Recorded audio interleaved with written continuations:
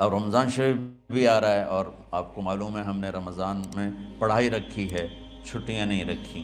جب میں نے حسنین شروع کیا 1999 میں، تو اللہ نے میرے دل میں یہ بات ڈالی کہ رمضان تو علم کا مہینہ ہے، انا انزلناہ فی لیلۃ القدر، اور چاروں آسمانی کتابیں رمضان میں اور سارے صحیفے رمضان میں۔ اپنے اللہ کو کیا پسند تھا اس مہینے کا۔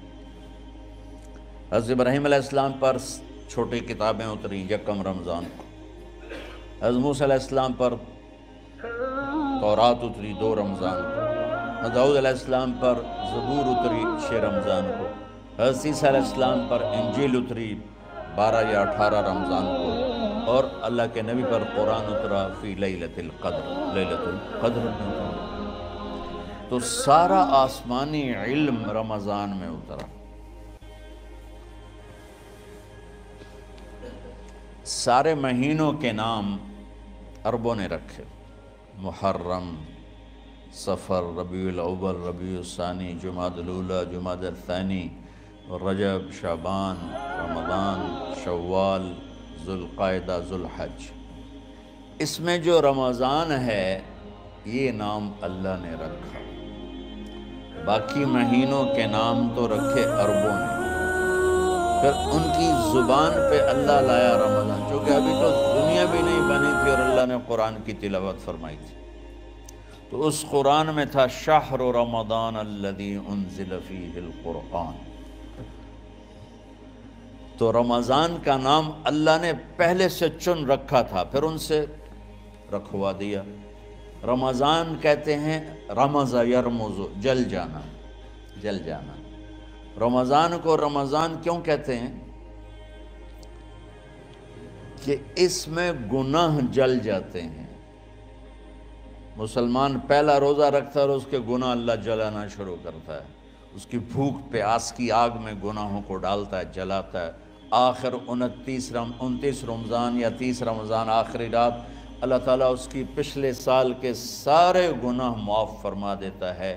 تو اس کو اس سے تشبیہ دی گئی کہ جیسے جلنے سے چیز ختم ہو جاتی ہے، رمضان کے روزے کی بھوک اور پیاس کی تپش سے اللہ تعالیٰ پچھلے سال کے سارے گناہوں کو معاف فرما دیتے۔ تو مجھے خیال آیا اس وقت جب ابھی بالکل کزرع اخرج شطأہ تھا، ہمارے مدرسے کی مثال کزرع اخرج شطأہ، دعا کرو اللہ تعالیٰ فاستغلظ فاستوی علی سوقہ سے بنا دے۔ امید تو ہے کہ کچھ شکل اللہ نے بنا دی، اللہ اسے پوری دنیا میں پھیلا دے۔ میری تو تمنا ہے کہ ایک ایسی مثبت سوچ کے علماء کے اللہ میرے ذریعے سے تیار کروا دے جو امت کو جوڑنے والے ہوں، توڑنے والے ہوں۔ کتنا ظلم و ستم ہے کہ پیسے بھی لیتے ہیں اور امت کو توڑ کے چلے جاتے ہیں۔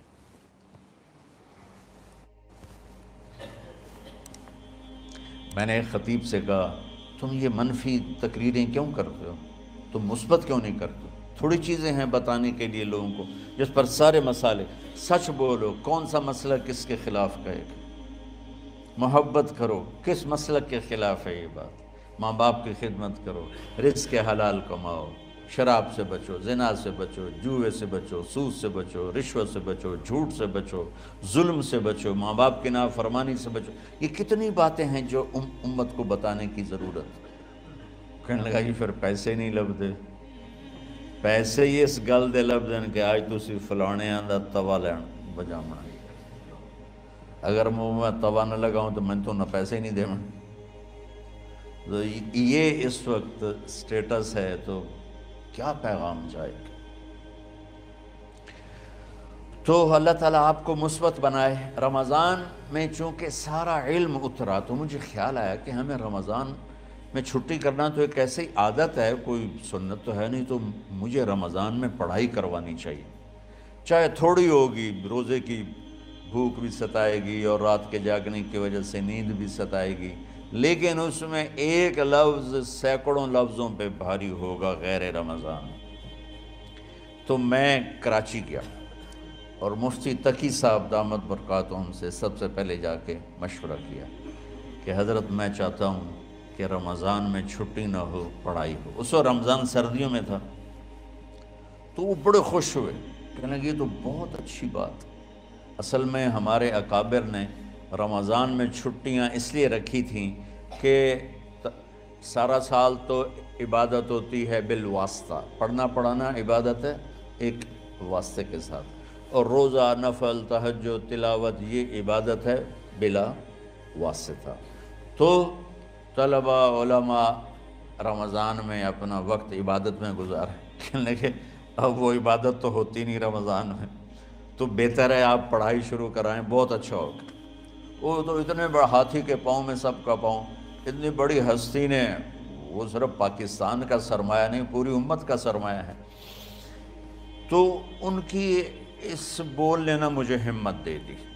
تو پھر میں نے یہاں آ کر اس وقت یہ پہلی جماعت مولوی عدنان صاحب کی اور مولوی مسعود صاحب اور کچھ انتقال کر گئے رحمۃ اللہ علیہ، یہ تھے، تو ہم نے رمضان میں سبق شروع، اس وقت ذرا میری ہمت تھی تو میں رات کو پڑھاتا بھی تھا، بیان بھی کرتا تھا، اب تو یہی میں اتنی مشکل سے بول رہا ہوں۔ تو ہم نے رمضان میں شروع کی کہ یہ رحمتوں کا مہینہ، ہر چیز کی برکت کا مہینہ، ہر شے کی اللہ کی طرف سے فراوانی اس میں ہے، علم کی بھی، ہدایت کی بھی، رزق کی بھی۔ غریب سے غریب آدمی بھی سموسے بنا کے بیٹھا ہوتا ہے، پکوڑے بنا کے بیٹھا ہوتا ہے، اور دسترخوان پہ ایک کی بجائے 3 چیزیں پڑی ہوتی ہیں۔ چاہے رمضان کے بعد سب کے پیٹ خراب ہوں، ایک واری تک کھانے دی تباہی پھیر دیں۔ روزے کا مقصد ہی فوت ہو جاتا ہے۔ روزہ تو ہوتا ہے بھوک کے لیے، پر وہ اتنا کھاتے ہیں کہ سحری کا کھانا افطاری تک ہضم نہیں ہوتا، اور افطاری کا کھانا سحری تک ہضم نہیں ہوتا، پر انہیں دونوں کا ہی کھاونا ہے۔ کہتا بھوک نہ لگے، بھوک نہ لگے۔ وہ بھوک لگنے کے لیے تو روزہ ہے، ایک تو یہ جسم کو صاف کرتا ہے، دوسرا غریبوں کی غربت کا احساس پیدا کرتا ہے کہ جو بھوک تو آج برداشت کرتا ہے، غریب روزانہ یہ بھوک برداشت کرتا ہے۔ تو اللہ کے غریبوں کا، غریب بندوں کو کی خدمت کر، ان تک اپنے مال پہنچا، اپنا اللہ نے دیا ہے تو ان کو بھی اس میں شریک کر، قبر میں لے جائے گا۔ تو اللہ تعالیٰ نے میرے دل میں یہ ڈالا، تو ہم نے تعلیم رمضان میں شروع کی، کیونکہ قرآن رمضان میں اترا، انجیل رمضان میں اتری، زبور رمضان میں اتری، تورات رمضان میں اتری، پھر اللہ نے اس مہینے کا نام خود رکھا شہر رمضان، شہر رمضان۔ اس میں شب قدر رکھی، اس میں رات کی ایک نماز۔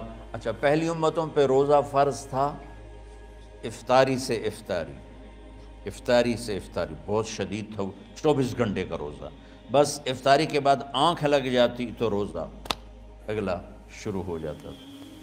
تو ہم پر بھی پہلے ایسے ہی روزہ اترا، افطاری سے افطاری۔ تو ابن سرمہ رضی اللہ تعالی عنہ اونٹ چرانے والے تھے، وہ شام کو لوٹے تو بیوی سے پوچھا کوئی افطاری کا سامان ہے؟ انہوں نے کہا ہے تو نہیں، میں کہیں سے لے آتی ہوں۔ وہ گئیں افطاری کا کوئی سامان لینے، ان کو تھوڑی دیر ہو گئی اور ان کی آنکھ لگ گئی، تھکے ہوئے تھے، سورج ڈوب گیا۔ جب وہ آئیں تو ان کا ہائے سرمہ تو ہلاک ہو گیا۔ کہ کیا ہوا؟ کہا اگلا روزہ شروع ہو گیا کیونکہ تیری آنکھ لگ گئی۔ تو انہوں نے کہا چلو کوئی بات نہیں، لیکن ظہر کے وقت بے ہوش ہو گئے۔ ایک روایت میں آتا ہے نماز پڑھنے آئے اور گر گئے، اور ایک میں آتا ہے گھر میں بے ہوش ہوئے۔ تو جو بھی صورتحال تھی اللہ کے نبی کو پتہ چلا۔ کیا ہوا سرمہ کو؟ کہا جی وہ افطاری کر نہیں سکے تو روزہ شروع ہو گیا تو بے ہوش ہو گئے۔ تو اللہ کے نبی رنجیدہ ہوئے، تو اللہ تعالیٰ نے قرآن اتار دیا، چلو میرے محبوب ساری رات کھاؤ، حتیٰ یتبین لکم الخیط الابیض من الخیط الاسود من الفجر، کہ میرے محبوب صبح صادق تک آپ کی امت کو اجازت ہے، کھاؤ۔ پہلی امتوں پر افطاری سے افطاری، لیکن ان کی نماز تراویح نہیں تھی، تو ہمیں اللہ تعالیٰ نے دیا سحری تک، پوری رات۔ اچھا ایک صحابی آئے، یا رسول اللہ میں تو مارا گیا۔ آپ نے کہا کیا ہوا؟ کہا میرا روزہ تھا، میں بیوی کے پاس چلا گیا۔ آپ نے کہا تو پھر تو غلام آزاد کر، کفارہ دے۔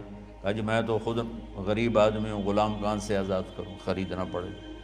آپ نے کہا 60 مسکینوں کو کھانا کھلا۔ کہ میں آپ مسکین ہیں، میں کینوں کھانا کھلاؤں؟ آپ نے فرمایا پھر آخری ہے کہ 60 روزے رکھ، مسلسل رکھنے ہوتے ہیں جو کفارے کے ہوتے ہیں۔ وہ کہنے لگا ایک روزے چاہے کم کیتا ہے، 60 روزے اج میں کی کروں گا؟ تو آپ نے فرمایا اچھا ٹھیک ہے بیٹھ جا۔ بیٹھ گئے۔ تھوڑی دیر ہوئی تو ایک انصاری صحابی کھجوروں کا ٹوکرا لے کر رکھے، یا رسول اللہ یہ صدقے کی کھجوریں ہیں، تقسیم فرما دیں۔ تو آپ نے فرمایا بھائی وہ کدھر ہو؟ کہا جی بیٹھا ہوں۔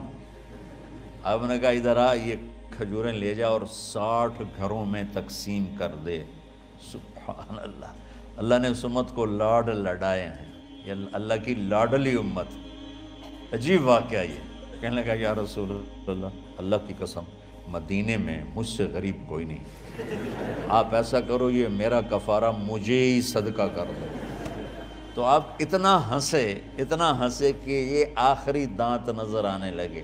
بہت کم ایسا ہوتا تھا، فَضَحِكَ حَتَّى بَدَتْ نَوَاجِذُهُ، ایسا ہنسنا آپ کبھی کبھی ہنستے تھے کہ آخری دانت پورا منہ کھل جائے۔ تو آپ اتنا ہنسے کہ آخری دانت تک نظر آنے لگے۔ تو آپ نے کہا اچھا جا لے جا تیرے واسطے، لیکن یہ صرف تیرے لیے اور کسی کے لیے نہیں ہے۔ تو جب ایسی خیانت ہوئی تو اللہ تعالیٰ نے دوسرا حکم بھی اتار دیا، باشروہن، کہ تمہارے لیے بیوی بھی حلال ہے، کھانا بھی حلال ہے جب تک صبح صادق نہیں ہو جاتی۔ لیکن اللہ نے ہمیں ایک نماز عطا فرما دی جس کو ہم آج صلاۃ التراویح کہتے ہیں۔ میرے نبی کے زمانے میں اسے قیام اللیل کہا جاتا تھا۔ تراویح کا نام کب پڑا اس کا تو مجھے پتہ نہیں، کہیں نہ کہیں لکھا ہوگا، لیکن صحابہ کے دور میں اس نماز کا نام تھا قیام اللیل۔ اس لیے حضرت عائشہ رضی اللہ تعالیٰ عنہ کی روایت ہے نا، جس سے 8 رکعت والے حضرات استدلال کرتے ہیں کہ رمضان اور غیر رمضان میں اس کو امام بخاری نے قیام اللیل کا ہی عنوان دیا ہے، آپ نے 11 رکعت سے زیادہ نماز نہیں پڑھی۔ ایک ضعیف روایت میں ہے کہ آپ نے 3 دن پڑھائی نماز، یہ تو صحیح روایت ہے۔ کتنی رکعت پڑھائی؟ تو ایک ضعیف روایت میں ہے کہ 20 رکعت پڑھائی۔ اچھا ضعیف روایت سے عبادت ثابت نہیں ہو سکتی، حکم شرعی۔ تو جب حضرت عمر رضی اللہ تعالیٰ عنہ نے سب کو، اب میرے نبی کے دور میں 3 دن کے بعد آپ تو آئے نہیں کہ کہیں فرض نہ ہو جائے، تو صحابہ اپنے طور پر قرآن سنتے تھے ٹولیوں میں۔ صدیقی دور میں 2 سال وہ فتنوں میں گزرا، تو اس میں بھی اسی طرح چلا کہ ٹولیوں میں ہوتی تھی۔ حضرت عمر رضی اللہ عنہ کے زمانے میں حکومت مضبوط ہو گئی، طاقتور ہو گئے، تو ابتدائی سالوں میں نہیں، چند سالوں کے بعد اب مسجد میں تشریف لائے تو لوگ اس طرح کوئی 4 ادھر 4 ادھر 5 ادھر 10 ادھر 20 ادھر، تو کہنے لگے ان کو ایک ہی امام پہ جمع کر دیا جائے تو کتنا اچھا ہوگا۔ تو آپ نے سب کو اکٹھا کیا اور ابی بن کعب رضی اللہ تعالیٰ عنہ کو امام بنایا اور سب کو ایک نماز پہ جمع کر کے 20 رکعت کا حکم عطا فرمایا۔ تو حضرت عمر کا یہ عمل اس حدیث کو مضبوط کر دیتا ہے کہ چونکہ میرے نبی نے کہا علیکم بسنتی و سنت الخلفاء الراشدین من بعدی، کہ میری اور میرے خلفاء راشدین کی سنت پر مضبوطی سے عمل کرنا۔ تو حضرت عمر کا جو 20 رکعت طے کرنا ہے، اگر ان کا اپنا اجتہاد ہے تو بھی ہمارے لیے عمل کے لیے کافی ہے، اور اگر ان کو یہ یاد ہے کہ میرے نبی نے 20 پڑھی تھیں تو اور زیادہ اچھی بات ہے۔ لیکن بہرحال جو 8 پڑھتا ہے ہمارا اس پہ بھی کوئی اعتراض نہیں، چونکہ وہ بھی حدیث کے ساتھ بات کرتا ہے، اور باقی پوری امت 20 پڑھتی ہے، ان پر بھی اعتراض نہیں۔ میں ایک جگہ سے گزر رہا تھا، نماز کا وقت ہو گیا، اہل حدیث کی مسجد تھی، میں وہاں نماز پڑھنے چلا گیا تو ایک بہت بڑا اشتہار لکھا ہوا تھا، 20 تراویح ثابت کرنے والے کو 5 لاکھ روپے انعام۔ کہ کس قدر بے وقوفی ہے اور کس قدر احمقانہ یہ امت کی باتیں ہیں کہ 20 تراویح، سینکڑوں سال سے امت کا عمل 20 تراویح آ رہا ہے۔ تراویح کا نام جو پڑھا مجھے یوں لگتا ہے کہ اہل مکہ، یعنی اہل مکہ جو تھے نا، وہ 4 تراویح پڑھ کے ایک طواف کرتے تھے، تو وہ آرام کے لیے ہوتا، ترویحہ آرام، تھوڑی دیر کا آرام۔ تو 4 تراویح کے بعد ایک طواف کرتے تھے، وہ چھوٹا سا طواف 10 منٹ میں ختم ہو جاتا تھا، اور پھر 4 تراویح پڑھتے تھے، پھر طواف کرتے تھے، پھر 4 پڑھتے تھے، پھر طواف کرتے تھے۔ یہ صحابہ کے تھوڑے بعد کے دور کی بات۔ تو مدینے والوں کو پتہ چلا کہ مکے والے تو یہ کرتے ہیں، وہ کہنے لگے اساں کی کریے، انہوں نے کہا اسی 40 تراویح پڑھیں گے، 40 رکعت، وہ 40 رکعت پڑھتے تھے۔ تو نوافل میں کوئی سختی نہیں کہ بھائی 8 سے زیادہ نہیں پڑھنی، بدعت ہو جائے گی، اور 20 پڑھنا بدعت ہے، یہ سب جہالت کی بات ہے۔ اور یہ 8 پڑھ رہے ہیں یہ غلط ہے، یہ بھی حماقت کی بات ہے۔ جو صحیح حدیث سے دلیل پکڑ کے کوئی عمل کرتا ہو تو بھائیو اس سے بحث نہ کیا کرو، مناظرہ نہ کیا کرو، یہ بہت نادانی والی بات ہے۔ اور امت کا خلق لاکھوں کروڑوں انسانوں کا ایک عمل پہ جمع ہونا، یہ بذات خود اس کی طاقت کی ایک دلیل۔ اور حرمین جب سے میرے رب نے، حضرت عمر نے 20 رکعت شروع کی، آج تک وہاں بھی ساری مساجد میں 8 رکعت تراویح ہوتی ہے، لیکن حرمین کی مسجد میں 20 رکعت، ادھر بھی ادھر بھی۔ اور یہ جو وہاں ختم قرآن پہ دعا نہیں مانگی جاتی، یہ کس کا عمل ہے؟ حضرت عثمان کا۔ حضرت عثمان نے اپنے دور خلافت میں تراویح پڑھانے والے سے کہا جب قرآن ختم کرو تو دعا کرنا۔ وہ کہنے لگے جی کیا دعا کروں؟ کہ جو تیرے دل میں آیا کرنا۔ تو ختم قرآن کی رات تراویح کی آخری رکعت میں من الجنت والناس کے بعد دعا کے لیے ہاتھ اٹھانا، یہ حضرت عثمان رضی اللہ تعالیٰ عنہ نے اس کو زندہ فرمایا۔ اور امام دعا کرتا تھا 1 منٹ، 10 منٹ، 20 منٹ، جتنے بھی، اور پیچھے لوگ آمین کہتے تھے۔ وطر کی جماعت نہیں ہوتی تھی، وطر کو باجماعت حضرت مولا علی رضی اللہ تعالیٰ عنہ نے شروع کی کہ وطر کو بھی باجماعت پڑھا جائے۔ تو یہ ان کی سنت ہے کہ وطر کو باجماعت پڑھا گیا۔ تو اب یہ لہٰذا یہ سارے سنت جو کام ان خلفۂ راشدین سے ہوا وہ بھی سنت ہے۔ تو اللہ نے ہمیں ایک عبادت دے دی کہ میرا قرآن پڑھو اور سنو۔